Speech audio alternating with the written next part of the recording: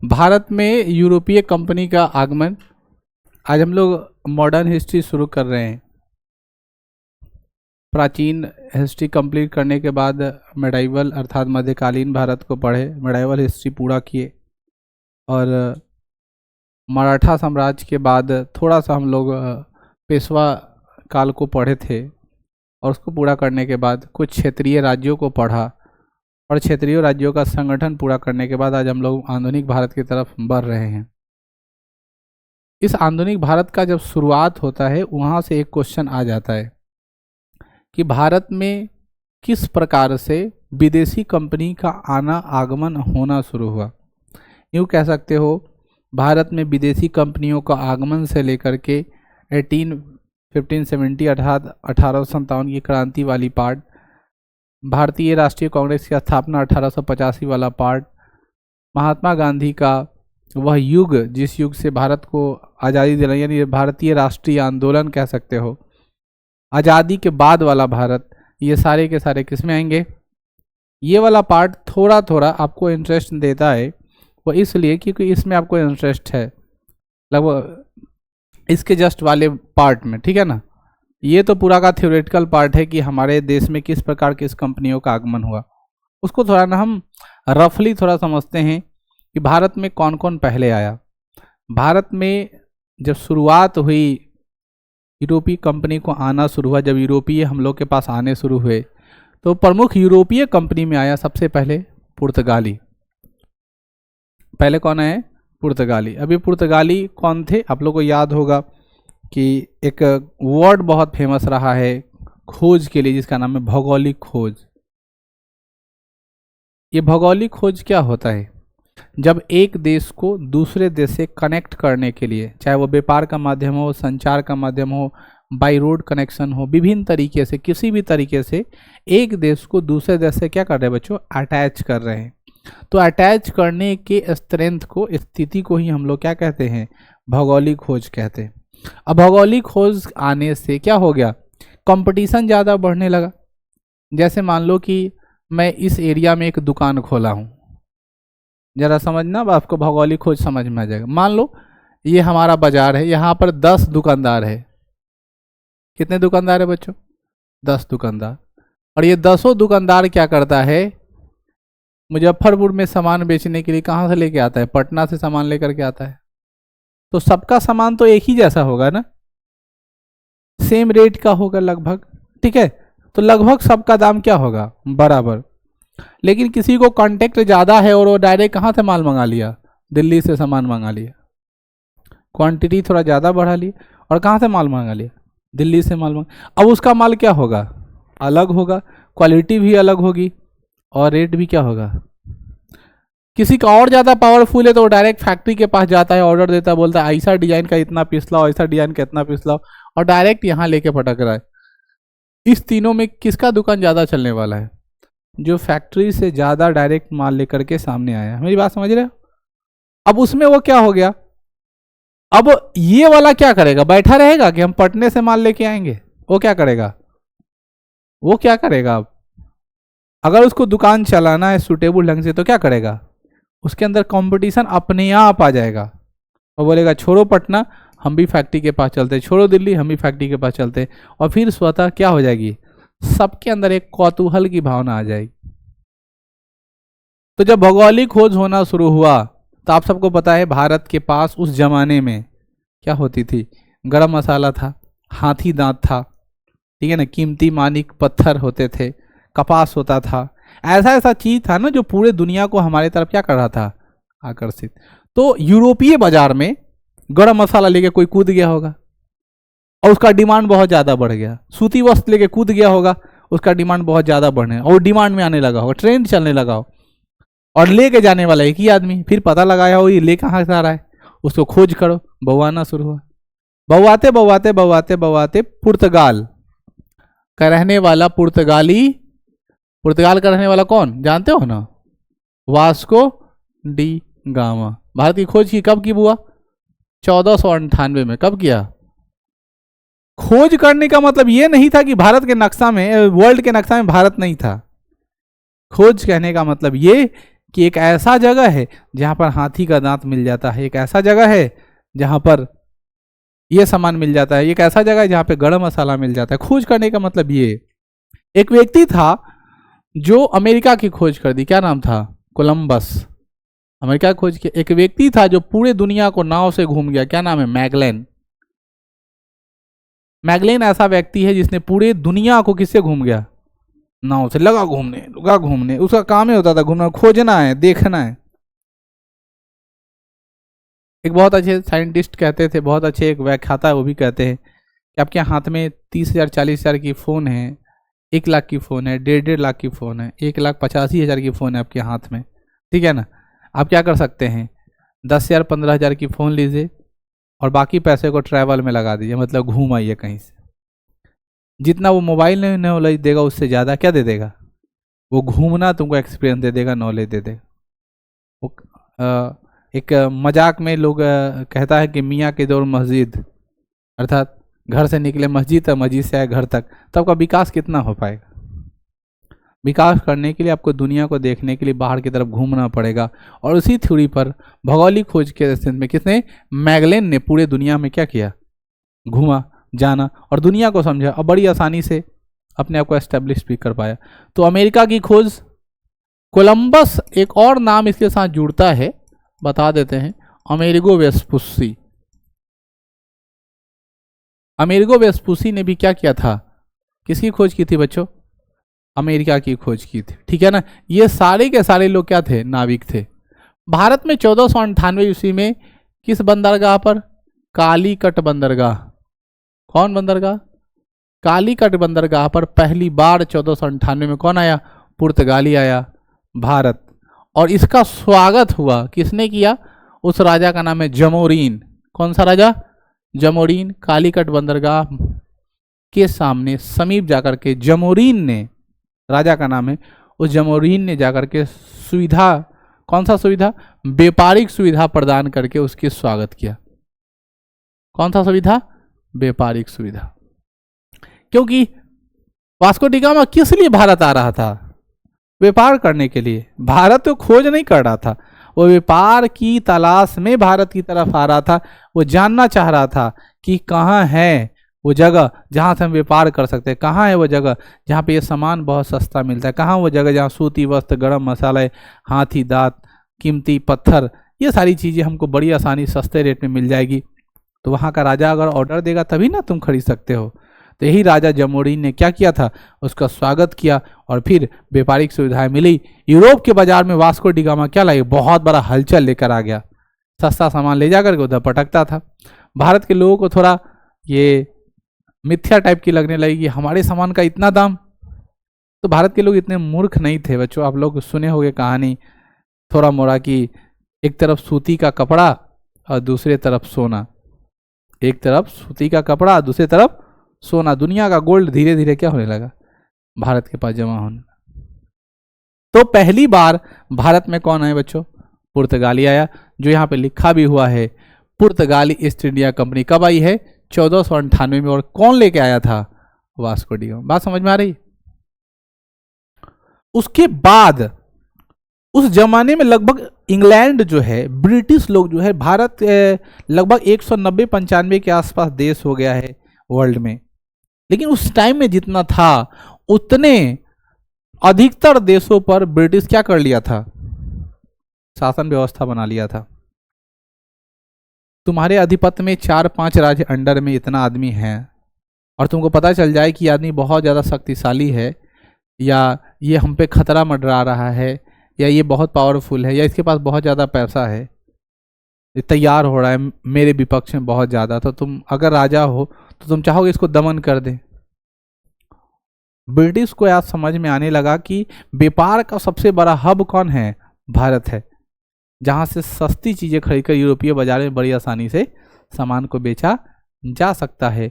तो पहली बार 1600 ईस्वी में EIC East India company, British East India company Bharat आई और कलकत्ता में, कहाँ? कोलकाता में, बंगाल में अपनी कोठरिया खोली। क्या खोली? कोठरिया। कोठरिया का मतलब होता है बच्चों ऐसा जगह जिस जगह पर हम लोग अपने माल को क्या करें? रख सके, अपने माल को लेकर के स्टॉक कर सके, अपने माल को लेकर के सुरक्षित कर सके, और फिर वहाँ से विदेशों में क्या कर सके, हवाई जहाज के माध्यम से, सॉरी जल मार्ग के माध्यम से क्या कर सके।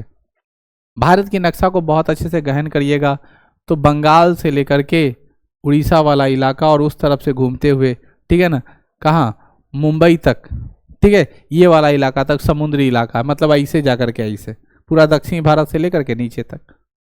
उत्तरी भारत से कोई संपर्क किसी का नहीं होता था, इसलिए पुराने जमाने में भारत के उत्तरी भारत का जो पार्ट है उससे व्यापार संबंध बहुत कम होते थे, ठीक है ना, व्यापारिक सुविधाएं बहुत कम होती थी।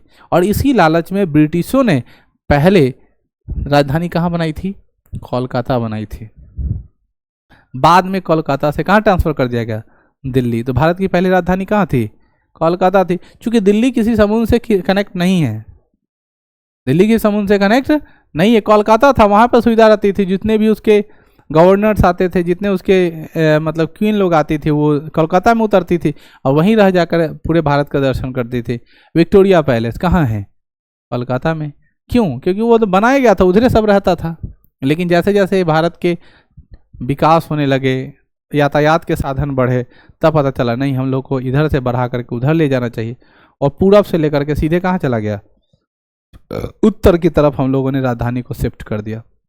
दिल्ली में राजधानी को शिफ्ट किया, उधर से जम्मू कश्मीर भी नज़दीक है, शिमला भी नज़दीक है। मतलब दिल्ली एक हॉट स्पॉट एरिया बन गया जहाँ से पृथ्वी के स्वर्ग को क्या कह सकता है, कवर किया जा सकता है। हालांकि ये बात अब गड़बड़ दिखता है, पृथ्वी का स्वर्ग अभी कश्मीर तो दिखाई नहीं पड़ रहा है, अभी वहाँ लोग दहशत में हैं। और तुम लोग बहुत लकी टाइप के आदमी हो। लकी टाइप की इसलिए क्योंकि इसी उम्र में तुमने महाकुंभ को देखा, इसी उम्र में भूकंप को भी देख चुके हो तो लोग, ठीक है ना। बहुत ज़्यादा मतलब एक मेमोरेबल टाइम है तुम लोग के लिए कि तुम लोग क्या देखोगे, वो वार होते भी अपने आँख से देखोगे। युद्ध होने की तैयारी में है भारत और पाकिस्तान के बीच, ठीक है। एक बात तुम लोग को मैं बता दूं, इंडिया और पाकिस्तान के बीच कुछ समझौते को तोड़ा गया है। उसमें से सिंधु जल समझौता को तोड़ा गया, जिसमें कहा गया है कि हम लोग पाकिस्तान को वाटर रोक देंगे। रोक देंगे क्या, रोका भी गया है, लेकिन ये बात झूठ है। मैं आपको बताऊं कि भारत के पास ऐसी कोई व्यवस्था नहीं है जिस व्यवस्था के द्वारा पानी को हम लोग रोका जा सके। बात समझ में आई।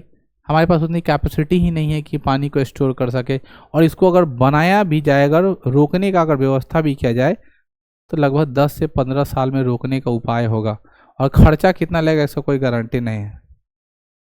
तो एक मिथ्यात्मक बात है, लोगों को मतलब ये शायद आपका इनकरेजिंग मीडिया नहीं दिखा पाई या इस चीज़ों को, तथ्यों को नहीं जान पाए, लेकिन ये रियलिटी यही है। हाँ, थोड़ा देर के लिए परेशान किया जा सकता है।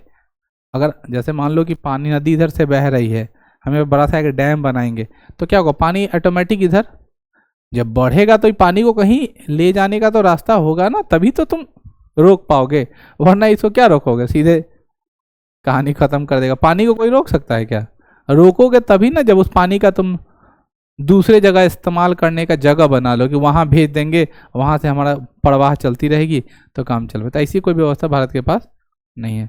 तो लड़ाई होना ही है। और ये मान के चलिए कि अगले 10-15 दिन में आपको रॉकेट शो देखने को मिलेगा, ये मारा इधर से मिसाइल, वो मारा उधर से मिसाइल, ठीक है ना। हम इतना कहेंगे कि जो भी हो रहा है वो बेकार हो रहा है, ठीक है, जितना इतना देर नहीं करना चाहिए, हो जाना चाहिए शुरू। हाँ, क्विक एक्शन, जो भी हो रहा है वो बहुत बेकार हो रहा है, ठीक है। उसके बारे में थोड़ा आप लोग ध्यान रखिएगा। हाँ, राजनीति का पार्ट इसमें नहीं हो पाता है एक्चुअली, क्योंकि आप देखो, तुम लोग सोच रहे हो कि जम्मू कश्मीर का अपना एक मुख्यमंत्री है।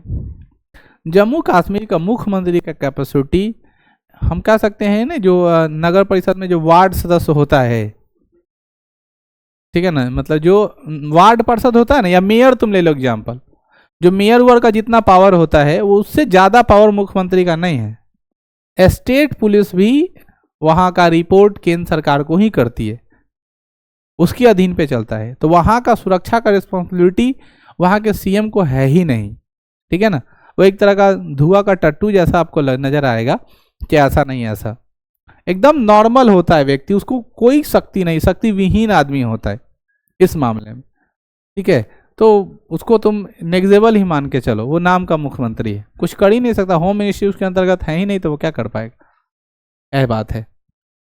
तो British India company, east India company हमारे यहाँ आकर के, शायद हमको याद आ रहा है 13 कोठरियाँ खोली थी, कितने, और वो धीरे धीरे आकर के ना उपनिवेश बना दिया, क्या बना दिया, उपनिवेश स्थापना कर दिया।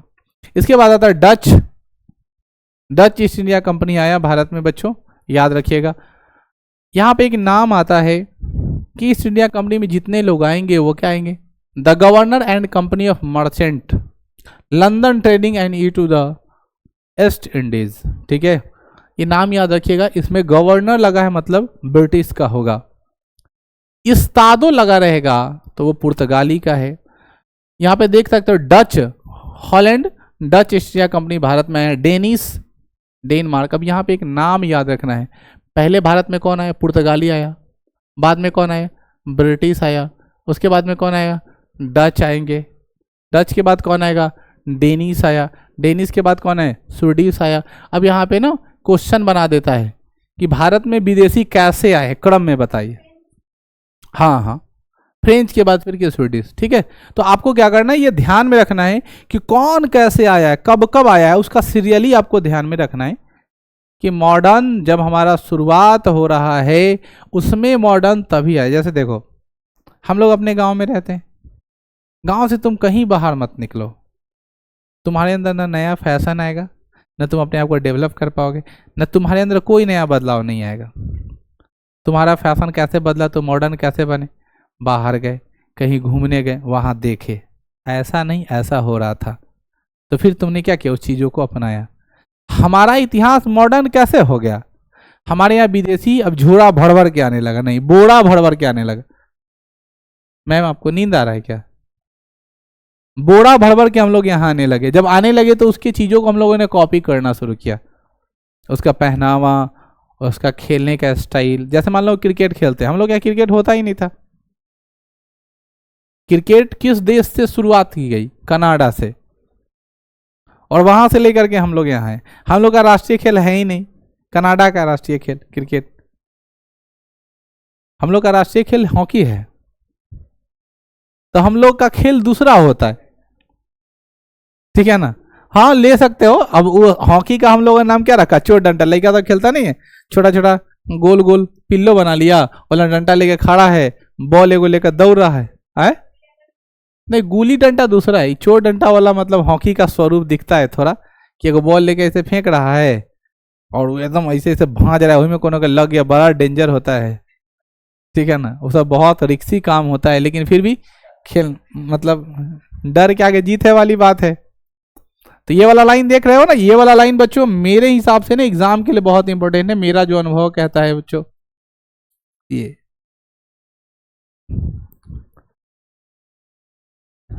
यहाँ पे देखो, पुर्तगाली पहले आया है, फिर कौन आया है, डच आया है, ब्रिटिश है। जवाब तुम्हारा देते हैं। सेट मारने का सही तरीका है जब आपकी सिलेबस पूर्ण हो जाए। हाँ अब तो खत्म, इसका भी खत्म हो गया, मैथ का भी लगभग पार्ट खत्म ही है, मैथ का 3-4 चैप्टर बाकी है, लाभानी कंप्लीट। हाँ अगर तुम चाहोगे तो सेट लगा सकते हो, जब तक कि तुम पूरा कंप्लीट कर लो। अब तो लगभग 10-15 दिन बहुत है, इसका भी कहानी खत्म हो जाएगा। तो मान करके तुम ले लो कि तुम्हारा हिस्ट्री जब कंप्लीट हो जाएगा पूरा, तो अपना सेट लगाते रहना, ठीक है। देखते हैं, अच्छा देखते कोई बात। यहाँ पे क्या कहता है, वर्ल्ड हिस्ट्री का सिलेबस बहुत कम है, ठीक है। और वर्ल्ड हिस्ट्री अगर पढ़ना चाहते हो आप, तो 10th का पहला चैप्टर, दूसरा चैप्टर और तीसरा चैप्टर एनसीईआरटी हिस्ट्री पढ़ लो, वर्ल्ड हिस्ट्री पूरा हो गया। बात समझ रहे हो। यूरोप में राष्ट्रवाद, हो चिन मिन, और फिर समाजवाद और साम्यवाद, समाजवाद और साम्यवाद, ठीक है ना। ये 3 चैप्टर 10th में एनसीईआरटी के नाम से मिलते हैं, तो वो तुमको वो समझ में आ जाएगा। उतना ही है तुम्हारा हिस्ट्री का सिलेबस, वर्ल्ड हिस्ट्री का, उससे ज़्यादा हमारे एग्जाम में कभी नहीं पूछता है, ठीक है। तो भारत में आने वाली यूरोपीय कंपनी का ये आप याद रखेंगे, पहले पुर्तगाली आया, फिर कौन आया, डच आया, फिर कौन आया, ब्रिटिश आया, फिर कौन आया, ठीक है ना। पहले फ्रांसीसी और फिर क्या आया, स्वीडिश आया है। एक सेकंड थोड़ा डेट मिला लेना, ठीक है, वो गलत लिखा हुआ है, ठीक है। पहले ब्रिटिश और फिर क्या आया, डच आया है। ये पहले ब्रिटिश फिर कौन आया, डच आया, यहाँ गलत है, इसको सुधार ले। अब देखो इस मैप को तुम लोग अच्छे से देखोगे तो तुमको समझ में आएगा कि भारत का जो इलाका है वो ये दक्षिणी इलाका है, और ये पूर्वी इलाका है, ये पश्चिमी इलाका है। हम लोग का इधर से तो कोई मतलब ही नहीं, क्योंकि ये वाला पार्ट में तो हम लोग को कुछ समुद्र है नहीं। भारत में समुद्री मार्ग का खोज ही भौगोलिकरण को जन्म दिया है, ठीक है। क्योंकि उस जमाने में हमारे पास उड़ने वाली कोई व्यवस्था नहीं थी कि हम सामान को उड़ा उड़ा के ले जाएं, उड़ा उड़ा के ले आए, तो पानी वाला रास्ता खोजते। पानी वाले रास्ता तभी मिल पाएगा ना, किस रास्ते से जाएंगे अपने सामान को लेके आएगा, लेकर के जाएगा, उसके बारे में यहाँ पे वर्णन किया गया है। तो अलग अलग नाम आप लोग देख पाइएगा, इस चीज़ को थोड़ा समझेंगे। अब थोड़ा कर लेते हैं यहाँ पर कि क्या क्या लिखा हुआ है। रावण का पुष्पक विमान राम जी तोड़ दिए। स्वर्ग जब जाने लगा ना तो अपने पुष्पक विमान के साथ चला गया। हाँ, तो कहानी समाप्त हो गई उनकी ना। यहाँ पे क्या लिखता है जरा समझिए। 15वीं शताब्दी के कुछ भौगोलिक खोजों ने संसार के विभिन्न देशों में आपसी संपर्क स्थापित किया। इसी के अंतर्गत पुर्तगाली और स्पेनिश नामक नाविक भारत की खोज करने के लिए यात्रा पर प्रारंभ किया। नाम देख रहे हो, पुर्तगाल का और स्पेन का, ठीक है ना। स्पेनिश नाविक जो है वो क्या करने लगा, चलना शुरू किया रास्ता खोजने। क्यों, भौगोलिक खोजने, ठीक है। भौगोलिक खोज ने संसार के विभिन्न देशों में आपसी संपर्क किया। 15वीं शताब्दी बोलेगा, जैसे हम लोग अभी 2000 में जी रहे, मतलब हम लोग का क्या है 21वीं शताब्दी चल रहा है। एक एक्स्ट्रा रहता है, जानते हो कि नहीं। अभी हम लोग किस में जी रहे हैं, 21वीं शताब्दी में। कोई दिक्कत नहीं ना किसी को, और इसी में मरने वाले हो तो लोग। नहीं नहीं नहीं, 3000 आएगा तब। अभी ये पूरा 100 चलेगा, 2025, 2026, 2027, 2000 वही थी, चलो चलते रहेगा। 2099 अब आ जाएगा 3000, तो फिर आएगा 3001, ठीक है ना। तो वो चलने लगा अब, तो 3000 में तो नहीं जाने वाले सब। अभी कभी सुने हो 19101, जैसे देखो 1901 आया और फिर 201 आया। अभी कभी कोई ऐसा डेट बताओ। हाँ हाँ हाँ, अर्थात 18 के बाद क्या आया था 17 के बाद क्या आया था वही तो बढ़ रहा है ना वही तो हम बोल रहे हैं ना कि आगे जैसे जाता है वो डिजिट तो बढ़ ही रहा है ना, तब तो जाकर के 3 पर पहुंच रहा है ना। उसमें अगर चेंज नहीं होता तो कैसे बढ़ता, फिर आगे 3, फिर 4, फिर 5 ऐसे बढ़ते जाएगा। ये भी आगे जाकर बढ़ेगा। हमको ज़्यादा नहीं सोचना है, हमको 2000 वाला ही पूरा कर लेना है बस। 2000 वाला पूरा कर लेंगे तो हमको अपने आप पर प्राउड होता है कि हम 2 सदी के आदमी हैं, ठीक है ना, कि उस सदी को भी देखे हैं और इस सदी को भी देखे हैं। गलत बोल रहे हैं, 20वीं सदी और 21वीं शताब्दी दोनों को हमने देखा है, ठीक है ना। तुम लोग तो इसी सदी में जन्म लिए और इसी सदी में मरोगे, क्या जानोगे, ठीक है। भारत की खोज करने के लिए यात्रा प्रारंभ किया। 1487 में पुर्तगाली नाविक बार्थो लोमेर्डर ने उत्तरमासा अंतरिक्ष के द्वीप की खोज कर दी। 1492 में स्पेनिश नाविक कोलंबस ने भारत में की समुद्री मार्ग की खोज में अमेरिका की खोज कर दी। बता दिया मैं, वो निकला था भारत खोजने, गलती से लुढ़क गया और जाना था कहीं और, दूसरे जगह को खोज के निकाल दिया। क्या नाम, सब भारत की खोज कर रहा था, लेकिन जल्दी अनंत भगवान का पूजा होता है, छोटा बच्चा सब को जब रहता है तो कुछ उसमें रख करके ऐसे ऐसे पंडित जी बोलते हैं, कथी ढूंढैले सिर समुंदर, कथी खोजैले अनंत भगवान, मिलन कि न मिलन, मिलन। हाँ, अब शादी का छोड़ो, कोई आइडिया नहीं है, ठीक है ना। वो सब नहीं होता है, वो सब फिल्म विल्म या रील्स उसका पार्ट है जो तुम लोग देखते हो या दिखाते हो। हमको नहीं लगता कि ये सब चीज़ हम लोग के क्षेत्र में ये सब होता है। कुछ चीज़ें ऐसी है जो रील्स और रियल में बहुत ज़्यादा फ़र्क है, और हमको नहीं लगता है कि हम लोग की तरफ ऐसा कोई विधि विधान होता है, जहाँ तक मेरा अनुभव है। हाँ, ओ ये सब चीज़ अपने मतलब, तुम जैसे देखो, तुम कहीं पे जा रहे हो और किसी को तुम बहुत अच्छा से खिला सकते हो, व्यवस्था करवा सकते, अनजान जगह पे भी, हाँ हाँ थोड़ा इनको खिलाइए खिलाइए, ये डालिए वो डालिए, करवा सकते हो। लेकिन ये नहीं कर सकते कि हमको दीजिए, हमको खाना है, हमको खाना है। ऐसा करोगे ना तो तुमको समझ जाएगा कि वो वही बात है। ये सब तो उसके ऊपर डिपेंड करता है जो सिचुएशन का आयोजन करता है। हम किसी के दूसरे के शादी में ऐसा व्यवस्था करवा सकते हैं, लेकिन अपने टाइम में ये सब व्यवस्था हमारे लिए इम्पॉसिबल दिखता है, क्योंकि हम ऐसा कुछ नहीं, ऐसा बोलेंगे तो लोगों के मन में रहेगा ये खखुआल है, ये सब करेला, या मतलब उसका पॉजिटिव वायरस नहीं जाएगा, निगेटिव वायरस जाएगा। इसीलिए ऐसा सोचना भी बेवकूफ़ी है। इतना समझो कि सही सलामत से तुम्हारा शादी विवाह हो जाए, और लेकिन ज़्यादा ड्रामा वरामा करने से कोई फ़ायदा नहीं है, क्योंकि आफ्टर मैरिज ड्रामा ही करना है। उस 24 घंटे में ड्रामा करने से क्या फ़ायदा? पूरा एकदम जितने साल तक साथ में रह रहे हो, सुबह शाम दिन रात वही करना है। इसलिए आप उसको भूल जाइए, और जब शादी वादी हो जाए उसके बाद तुम कर लेते रहना ये सब। बड़ा सा एक ड्राम खरीद के लाना, उसमें दूध धर देना, उसी को घुसा देना, मिला कि नहीं मिला। छोड़ो यार ड्राम का मामला, सब ऐसा नहीं होता। ये लड़की लड़का का कोट बहुत ज़्यादा वायरल हुआ, बहुत ज़्यादा मजाक भी उस पर मीम्स बढ़ने लगा कि अब औरतों पे विश्वास नहीं करना चाहिए, ड्रामे काट रहा है, कुछ कर रहा है। तो एक के गलती से सबको जज करना ठीक नहीं है। ठीक उसी प्रकार जैसे कि घर में बच्चों को शिक्षा दी जाती है, माता पिता हम सबको शिक्षा दे रहे हैं कि किसी भी पब्लिक प्लेस पर जा रहे हो, किसी भी लड़की के बगल में बैठने से पहले उससे पूछ लिया करो आप कंफर्ट हो कि नहीं, हम आपके बगल में बैठ सकते हैं। या किसी लड़की का हाथ पकड़ने से पहले कुछ भी ऐसा कर रहे हैं नहीं तो उसे पूछ लो आपको कोई दिक्कत तो नहीं है। हम लोग के माता पिता यही शायद सिखाए हैं कि हम लोग ऐसे जाएं तो अगर वो कंफर्ट है तब वहाँ जाके बैठे। लेकिन शायद माता पिता अपने बेटियों को ये नहीं सिखा पा रहे हैं कि अब लड़का से भी तो आप पूछ लो कि उसके बगल में आप जाकर बैठ रहे हो तो लड़का कंफर्ट है कि नहीं। आप किसी लड़का को हाथ पकड़ रहे हो, ठीक है ना, तो वो पूछ लो कि लड़का कंफर्ट है कि नहीं। या किसी लड़के पर आप ज़बरदस्ती दबाव दे रहे हो, तुम हमसे प्रेम करो प्रेम करो, वो लड़का कंफर्ट है कि नहीं। समाज की अवधारणाएं सिर्फ महिलाओं के तरफ है, एक अवधारणाएं पुरुष के तरफ भी होना चाहिए। मैं मानता हूँ जिस प्रकार एक औरत के लेकर के सारे महिलाओं को जज नहीं किया जा सकता, उसी प्रकार एक पुरुष को लेकर के सारे पुरुष को भी जज नहीं करना चाहिए। बात समझ में? सारे पुरुष उसे छिछोरा टाइप के नहीं होते हैं कि किसी लड़की को देखे उसके पीछे आगे चलने लगे। सारे पुरुष ऐसे नहीं होते किसी लड़की का हाथ पकड़ लिया उसके अंदर इस तरह का हो गया।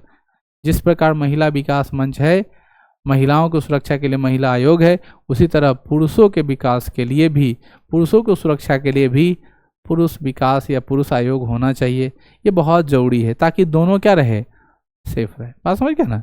ये आने वाले या अभी जो घटना है जिस तरह पुरुषों के साथ घट रहा है उसको देख, एक पर एक जो लगातार घट रहा है उसको देखते हुए ये होता है कि अगर न्याय करना है तो दोनों को उसी नज़रिए से आपको देखना पड़ेगा। बाकी दुनिया बहुत बड़ा है, सब जगह ऐसा कांड होते रहता है। इसका मतलब ये नहीं कि लोग शादी करना छोड़ दे, साथ रहना छोड़ दे और जीवन जीना छोड़ दे ना। अपने आप को थोड़ा मजबूत बनाओ, मजबूत कलेजे वाला बनाओ, ठीक है। रिक्स लो, रिक्स लेना चाहिए। कोई लड़की कितना मजबूत कलेजा वाली है कि एक अनजान आदमी के साथ जाने के लिए तैयार है, न जाने वो कैसा होगा क्या होगा, उससे बड़ा कौन कलेजा वाला होगा कि अपना सब कुछ तुम्हारे पास समर्पित कर रही है और जा रहा है। बात समझ गया ना? ये सब बहुत ज़्यादा लड़की लोग बहुत ज़्यादा मतलब मजबूत कलेजे की होती, कोई भी काम करने से पहले एकदम नहीं सोचेगी।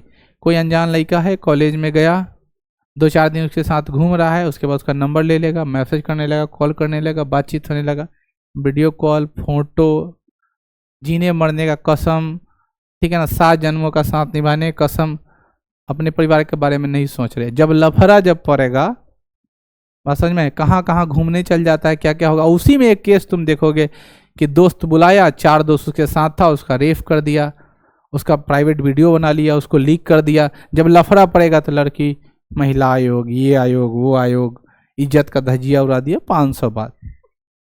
तुमको शुरू बार में ही सोचना चाहिए, ठीक है ना, कि तुम्हारे साथ क्या होने वाला है, क्यों होने वाला है। हर चीज़ का अपना अपना तर्क है। बहुत पॉजिटिव माइंड होकर के जब तुम सोचोगे, ठीक है ना, ऐसे ऐसे बातों को बोलने पर अगर इस सारे बातों को सोशल मीडिया पे तुम रखो तो 10 तरह का आदमी 10 तरह का बात बोलेगा आपका सोच सही हुई नहीं, आप गंदा कैरेक्टर का आदमी है, ठीक है। जबकि दुनिया में ऐसा कोई भी आदमी नहीं है जो गंदा नहीं है, ठीक है ना। दुनिया में ऐसा कोई भी आदमी नहीं है जो गंदा नहीं है, लेकिन सारे रिश्ते नाते, सारे वर्कआउट एक संबंध चरितार्थ बनाया गया कि आपको इस मर्यादा में रहना है, आपको इस मर्यादा से पार जाना है, इस मर्यादा के और ऊपर उठना है। जो इन मर्यादाओं में रहकर अपना काम कर रहा है वही चरित्र वाला है, और जो मर्यादा को भूल गया वो चरित्रहीन है। बाकी किसी का कैरेक्टर ठीक नहीं है। जो मर्यादा में रहना सीख गया वही कैरेक्टर है, वही चरित्र है। हमें हिस्ट्री पढ़ाने दो, फिलॉसफी नहीं ज़्यादा। पुर्तगाली ईस्ट इंडिया कंपनी के बारे में जान लेते हैं। भारत में आने वाला पहला पुर्तगाली यात्री कौन था? वास्को डी गामा था, जो 1498 ईस्वी में मालाबार समुद्री तट के स्थित कालीकट बंदरगाह अर्थात केलर के तट पर आया। यह समुद्री रास्ता केप ऑफ गुड होप से गुजरता था। वास्को डी गामा एक गुजराती व्यापारी अब्दुल मजीद के साथ कालीकट बंदरगाह पर उतरा था। उस समय वहां के शासक जमोरीन था, जिन्होंने वास्को डी गामा को काफ़ी स्वागत किया और वापस जाते समय मसालों से भरा हुआ जहाज भी उपहार में दे दिया। सारी कहानी आपको पहले समझा दी है, किसी कोई दिक्कत नहीं। कालीकट बंदरगाह कहाँ है बच्चों? केरल में। कहाँ है? केरल में। और केरल को मसालों की रानी कहा जाता है। मसालों का जो सारा, ऐसे इलायची को मसालों की रानी कहते हैं, लेकिन केरल में जो ना मसालों वाला प्रदेश है जहाँ सबसे ज़्यादा मसाला उगाया जाता है। जितने गर्म मसाला का जो पार्ट है वो कहाँ मिल जाएगा? केरल में, क्योंकि एरिया बहुत गर्म है। लौंग उगाने के लिए हाई टेम्परेचर चाहिए, ज़्यादा गर्मी चाहिए। हम लोग की तरफ नहीं उगेगा। नारियल के बड़े बड़े बागान कहाँ मिलेंगे? कसैली का, ठीक है ना, ये सारे के बागान कहाँ मिल जाएंगे? केरल के तरफ। हम लोग के यहाँ नहीं मिलता है बच्चों। क्यों नहीं मिलता है? क्योंकि हम लोग के यहाँ उतना ज़्यादा टेम्परेचर नहीं है जिस टेम्परेचर में, अच्छा हम लोग बढ़ रहे हैं आगे, ठीक है ना, क्या पता हम लोग आने वाले समय में कसैली ही उगाए।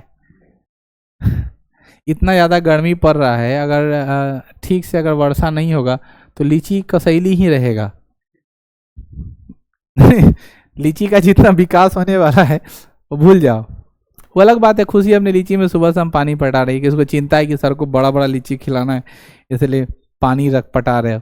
लेकिन जिसका बहुत सारा बागान है, जैसे आप उनका देख लो, बड़ा लंबा चौड़ा गाछी, उसमें कौन जा रहा है बार बार कट? जिस व्यापारी को दिया उसको चिंता है तो मेहनत करे। लेकिन जो नेचर हो और अपने से करे, दोनों जमीन आसमान का फर्क है ना, ठीक है। इसीलिए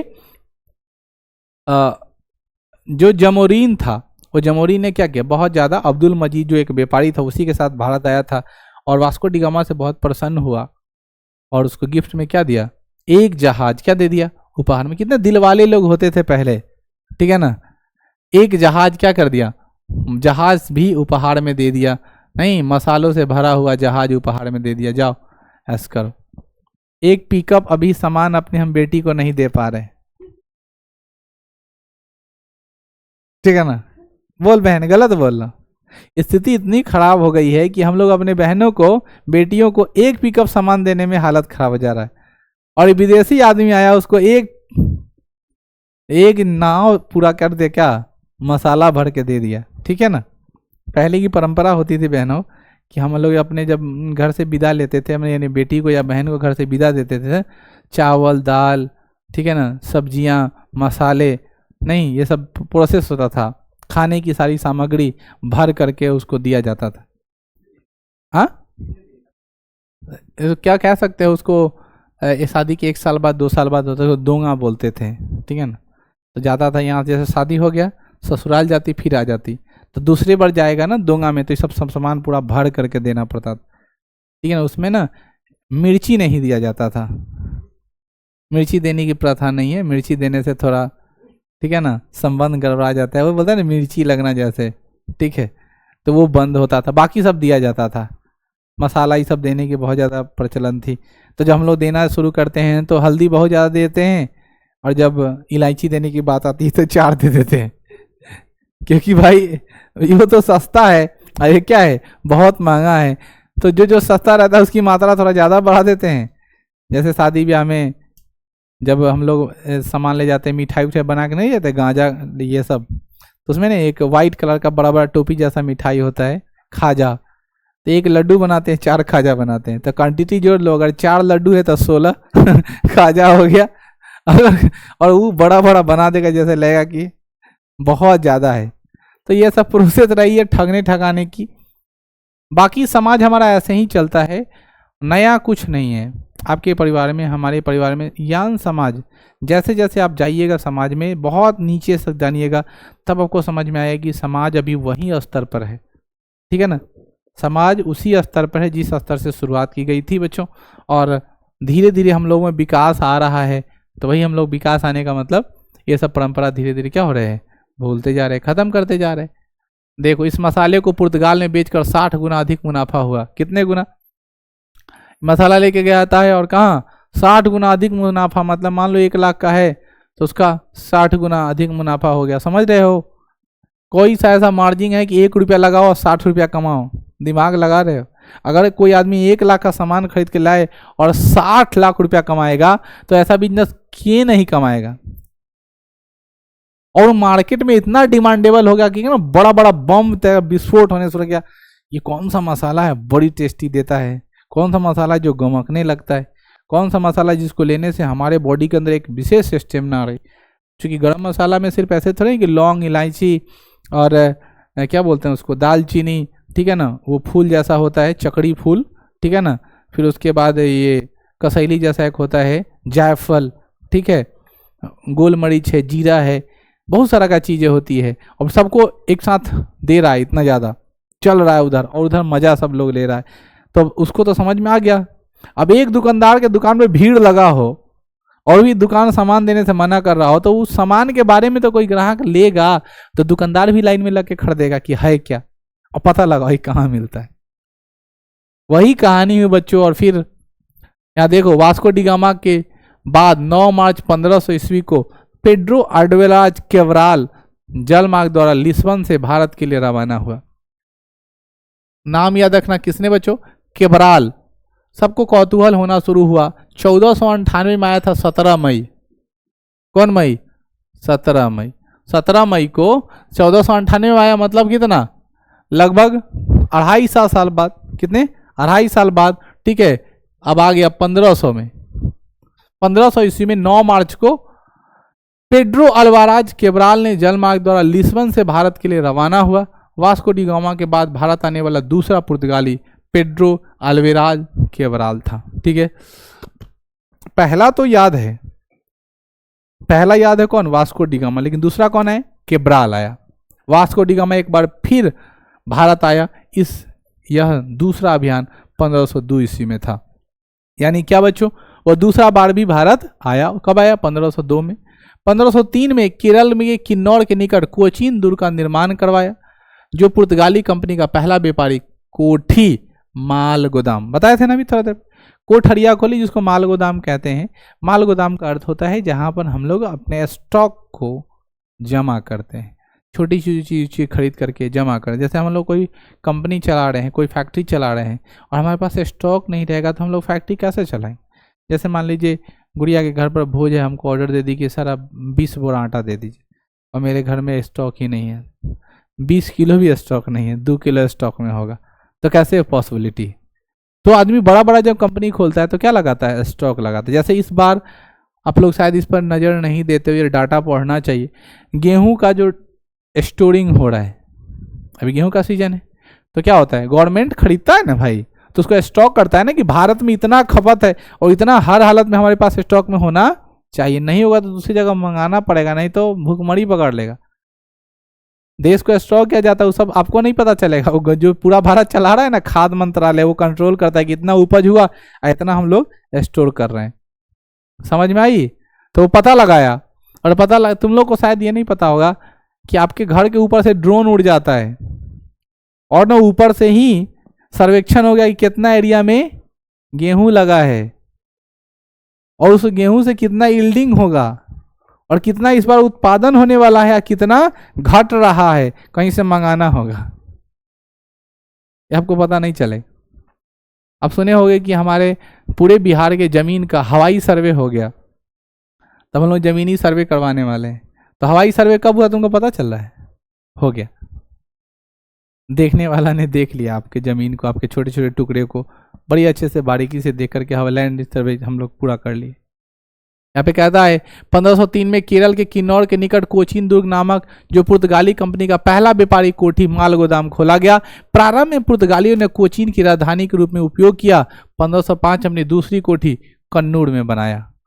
1505 में पुर्तगाली के शासक एमोनुएल एक ने भारत का पहला पुर्तगाली गवर्नर फ्रांसिस्को डी अल्मोंडा को बनाया, जो 1509 ईस्वी तक गवर्नर के पद पर काम किया। फ्रांसिस्को डी अल्मोंडा ने सामुद्रिक नीति पर बल दिया, जिसे ब्लू वाटर पॉलिसी के नाम से जानते हैं। ये सामुद्रिक नीति क्या होता है सो समझो। समुद्री नीति का मतलब हर समुद्र का एक अपना अपना रूल है। जैसे मान लो कि आपकी जमीन की छोटी सी टुकड़ी है, इतना छोटा टुकड़ी है, इतना छोटा टुकड़ा, इस टुकड़ा पर आपका अधिकार है, ठीक है, यहां पर किसी दूसरे का है, ठीक है, यहां पर कोई फैक्ट्री है, यहां माल तैयार होता है, और बाजार यहां है, रास्ता ये है, फैक्ट्री यहां है, बाजार यहां है, रास्ता ये है, इसका मालिक कोई और, इसका मालिक और। तो क्या करेंगे? हम व्यापारी हैं तो क्या करेंगे? साठ गांठ बैठेंगे। साठ गांठ कैसा होगा? पैसे से, व्यापारिक पार्टनर बना करके, है ना, कुछ कमीशन दे करके, जमीन ले करके, कुछ भी ऐसा कोई उपाय लगाएंगे। तो इधर कंपनी, इधर मार्केट, इसका मतलब इन दोनों के बीच में समुद्र है, तो इसमें कौन पॉलिसी लगाना? वाटर पॉलिसी लगाना पड़ेगा, समुद्र नीति लगाना पड़ेगा कि इतना एरिया है, इस एरिया में हम जाएंगे तो आपको इतना कर देंगे, इतना टैक्स देंगे, आप हमको आसानी से जाने दीजिए, हमको कोई दिक्कत नहीं करिएगा। ऐसी कुछ बातें होगी, तब हो सकता है कहीं मान जाए। अल्मोंडा के समकालीन विजयनगर में शासक वीर नरसिंह देव थे, जिसके साथ घोड़े का व्यापारिक सौदा हुआ। याद आ रहा होगा विजयनगर साम्राज्य, और उस समय अल्मोंडा के विजयनगर के जो शासक थे उनका क्या नाम था? वीर नरसिंह देव, जिसके साथ किसका व्यापारिक सौदा हुआ? घोड़े का। अल्मोंडा के पश्चात 1509 ईस्वी में दूसरा पुर्तगाली गवर्नर अल्फांसो डी अल्बुकर्क बनाया गया। भारत में पुर्तगाली कंपनी का वास्तविक संस्थापक अल्फांसो डी अल्बुकर्क माना जाता है, क्योंकि इन्होंने भारतीय क्षेत्र में को भी जीतने का प्रयास किया। इस क्रम में 1510 ईस्वी में उन्होंने बीजापुर के शासक यूसुफ अली दासा से गोवा को क्या कर लिया था? छीन लिया था। वो पुरानी कहावत है, किसी आदमी को पहले तुम्हारे दूरा पे आ रहा है, घूम घूम के जा रहा है, फिर तुम कल उसको कुर्सी देना शुरू किए, फिर बैठेगा, तुम्हारे घर को अच्छे से भांफेगा, फिर खाना शुरू किया, फिर घर में जाएगा, फिर न जाने आगे कौन कौन से वृद्धि करते करते तुम्हारे सारे संपत्ति को लपेटा और निकल लिया। तुमको पता ही नहीं चलेगा कि वो आदमी किस मिशन से तुम्हारे पास आया था, और तुम्हारा सारा नुकसान कर दिया। अब तुम यही कल्पना करो कि यह व्यक्ति कहां से आया है? पुर्तगाल से, भारत में रहा, यहां के राजा को हरा करके गोवा को क्या कर लिया? छीन लिया। तो याद रखिएगा, भारत में पुर्तगालियों का वास्तविक संस्थापक किसे माना जाता है? Afonso de Albuquerque. किसी आदमी को पता है आम का वैज्ञानिक नाम, साइंटिफिक नाम? आदमी का तो पता होगा,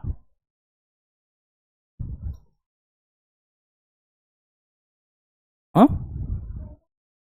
और तो फिर गाय का, गाय आम में जाओगे ना तो उसमें नाम लिखा है अल्फांसो। गाय का वैज्ञानिक नाम, साइंटिफिक नाम है बॉस इंडिकस, ठीक है ना? पढ़ाए हैं इसीलिए पूछे हैं, नहीं पढ़ाए रहते तो नहीं पूछते। खैर, आप लोग छोटी छोटी बात नहीं आते, बड़े कांड के लिए आप लोग जाने जाते हो। इन छोटी छोटी बातों में क्या रखा है? 1515 ईस्वी में अल कुबर की मृत्यु हो गई और गोवा में ही दफना दिया गया। मतलब गवर्नर साहब मर गए, गोवा में दफना दिया गया। 1515 में भारत में प्रथम चर्च का निर्माण गोवा में किया गया, जिसका नाम सेंट जेवियर चर्च रखा गया। ये कैसे थे लोग? क्रिश्चियन लोग थे, ठीक है ना? गोवा में पहली बार चर्च बना। तो भारत का प्रथम चर्च का नाम क्या है? Saint Xavier. और आप लोग जानते होंगे इसी चलता है सेंट जेवियर्स, जिसको तुम लोग बोलते हैं स्कूल नहीं चलता है, सेंट जेवियर्स स्कूल, वह भारत का प्रथम चर्च है, उसी के नाम पर चल रहा है। समझ में आ गई ये बात कि सेंट जेवियर्स क्यों नाम रखा है? वो सारे क्रिश्चियन लोग का है, वो केरल का इलाका है, गोवा का इलाका है, ठीक है ना। वो बहुत ज़्यादा अपने आप में फेमस रहा, समुद्री इलाका है। समझ गए बात? चलिए आगे बढ़ते हैं बच्चों। अल-बुकर के सती प्रथा का विरोध किया, इसने सती प्रथा का विरोध किया। अल-बुकर के समकालीन विजयनगर के शासक वीर नरसिंह देव थे, जिसके साथ घोड़े का व्यापारिक सौदा हुआ था। ये तो हो गया है। अल्बुकर्क ने भारत में पुर्तगालियों की संख्या में वृद्धि करने के लिए भारतीय महिलाओं से विवाह करने का नियम बना दिया। समझ रहे हो कि अगर आपको क्या करना है, जनसंख्या बढ़ाना है भारत में पुर्तगालियों को, तो क्या करना पड़ेगा? भारतीय महिलाओं के साथ क्या करना पड़ेगा? विवाह करना पड़ेगा। ठीक है, अभी देख रहे हो भारत ने क्या किया है, 48 घंटे में जितने भारतीय में पाकिस्तान का जो ऑथराइज वीज़ा होता है, जिस पर वो कोई घूमने उमने के लिए आता है, मिलने उलने के लिए, उसको तत्काल प्रभाव से कैंसिल कर दिया गया और बोला गया है तुम कहाँ जाओ, लौट जाओ आज के आज पाकिस्तान।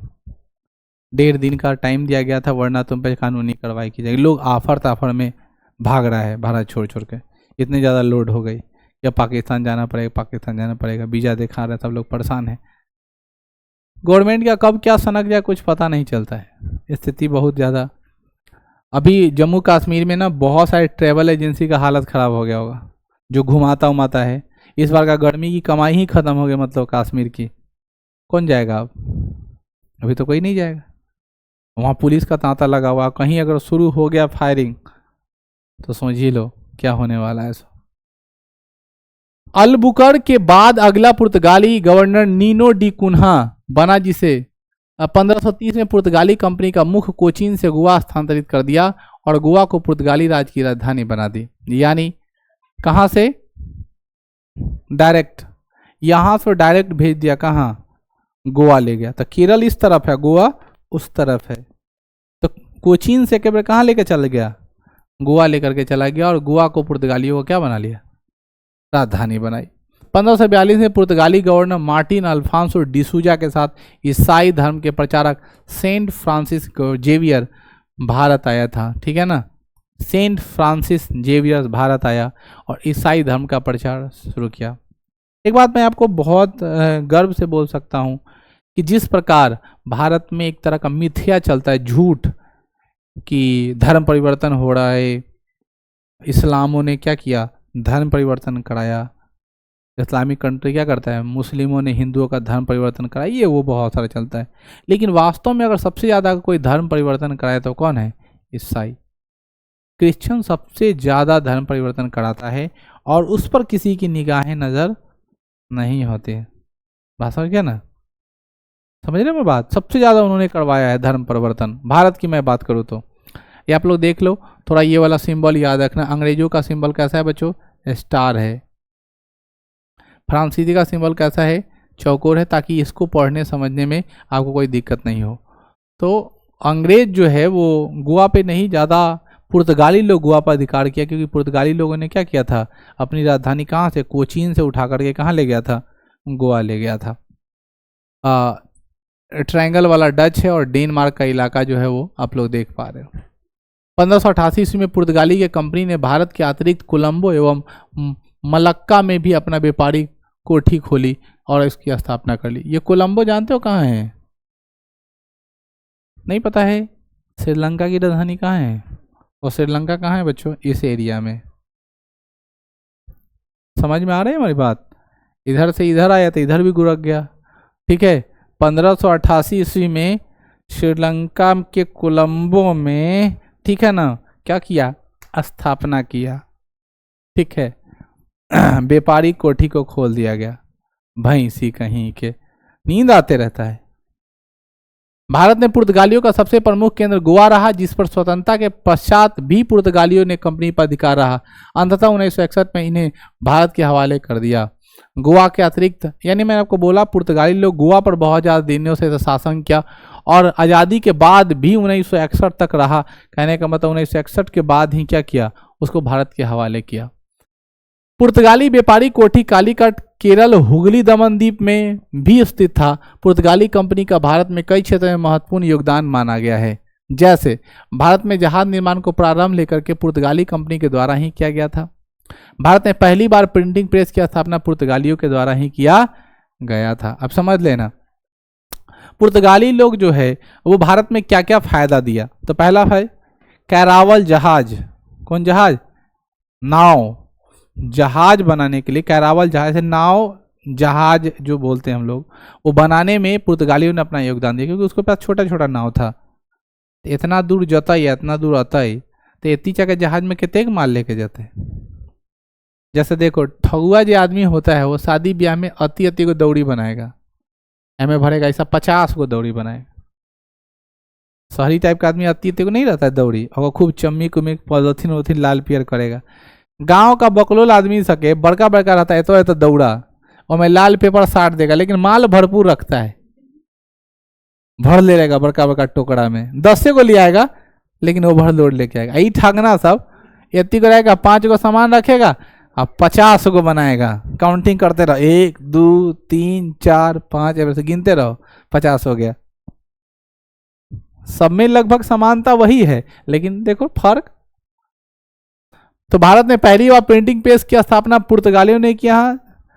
भारत में पहला प्रिंटिंग प्रेस की स्थापना 1556 से 57 में गोवा में किया गया था। भारत में तंबाकू की खेती, आलू एवं टमाटर की खेती का प्रारंभ करने का श्रेय किसको जाता है? पुर्तगाली को ही जाता है। मतलब आलू की खेती भारत में किसने कराया? पुर्तगाली। टमाटर की खेती, भारत का अपना जो सब्जी है, भारत का जो अपना सब्जी है उसका नाम है बैगन, ठीक है ना। भारत की अपनी सब्जी क्या है? बैगन। इसे लड़का पूछता है कौन क्लास में पढ़ते हो? आए बैगन, ठीक है ना। भारत में गोथिक स्थापत्य कला का आगमन पुर्तगालियों के साथ भी हो गया है। तो पुर्तगालियों ने अपनी एक व्यवस्था जो रखी, उस व्यवस्था के आधार पर, ठीक है, हम लोगों ने किया था। चलो अब इसके बाद हम लोग पढ़ने वाले हैं किसको? डेनिश को। डच वगैरह हो गया था क्या? इसमें छूट गया ना। अभी तो हम लोग ब्रिटिश पढ़े ही नहीं है, अभी तो पुर्तगाली ही पढ़े, ठीक है ना। पेज शायद लगता है गायब हो गया। ठीक है, इसको अब लोग अगले क्लास में देखेंगे, आज इतना ही रहने देते हैं।